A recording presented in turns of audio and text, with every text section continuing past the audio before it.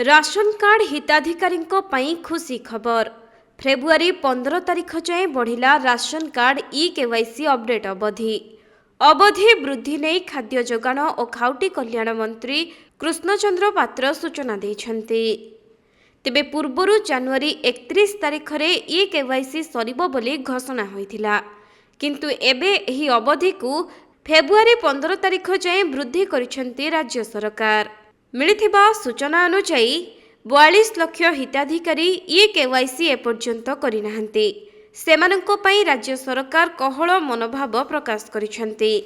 February 15 तारिख जाए KYC अवधि वृद्धि करा जायथिबा सूचना रहिछि।